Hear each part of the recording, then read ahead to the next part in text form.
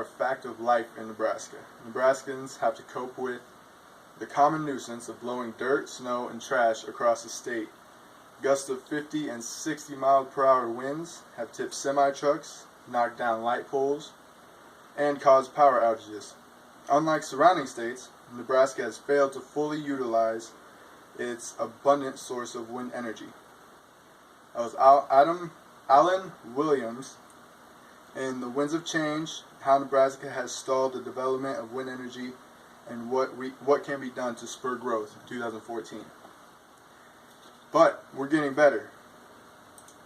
As long as Nebraska keeps passing legislation, it'll make it easier and more profitable for energy companies to come and invest in Nebraska. I hope to convince you all of the importance of wind energy in Nebraska and maybe even inspire you to spread the word among your friends and family. And hopefully contact your representative and let them know that you support sustainability and clean energy in Nebraska. The importance of Nebraska legislature to continue passing legislation in order to incentivize energy companies to invest here is paramount. These bills and policies need to be drafted and passed swiftly to ensure a more sustainable state and reduce Nebraska's carbon footprint. The past couple of years has proved that this is a reachable goal, and with the help of Nebraska citizens, it's a very possible future. Let's get started with the first point.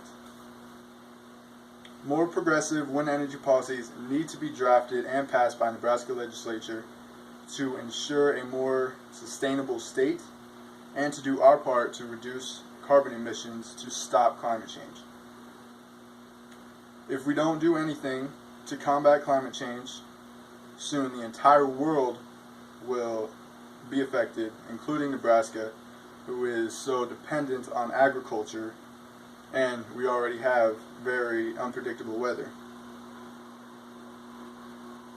The burning of coal to currently supply Nebraska's energy pollutes the air and has damaging health effects.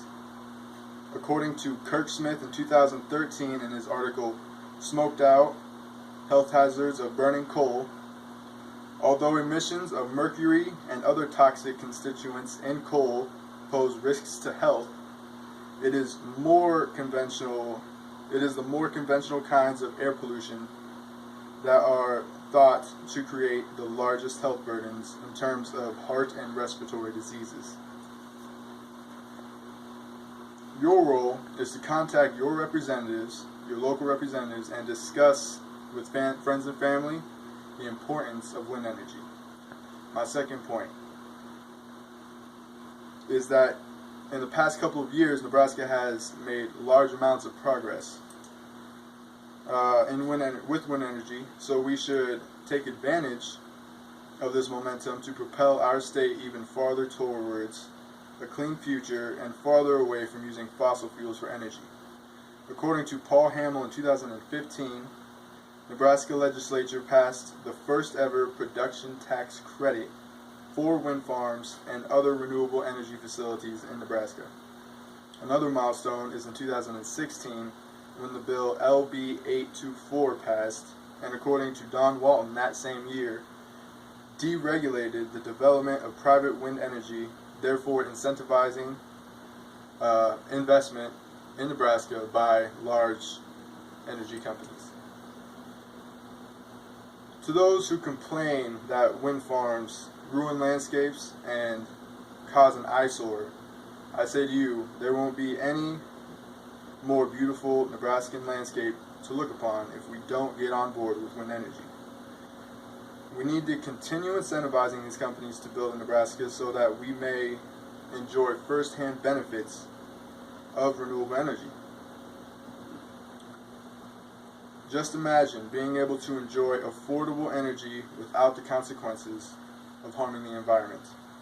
Imagine a Nebraska that leads the rest of the country in wind energy production, providing its citizens with some of the cheapest energy in the country. Think about your energy, or you think about your children or grandchildren with growing up next to big, bright, beautiful windmills in the distance, rather than down the road from a power plant with smokestacks constantly pushing out dark, looming pollution in the name of easy, traditional energy. Without appropriate action from state legislature, the latter could become a harmful reality very quickly. As cited by Don Walton in 2015, Senator Jeremy Norquist of Omaha said himself, without tax incentives, those projects will not come to Nebraska.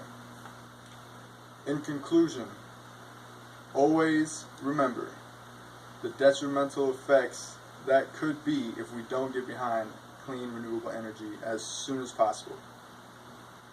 The progress we made already and the long-term benefits you and your children's children will enjoy. Your local government would love to hear your opinion on things like this, and if you don't know how to get a hold of them, go to usa.gov/elected-officials. Thank you.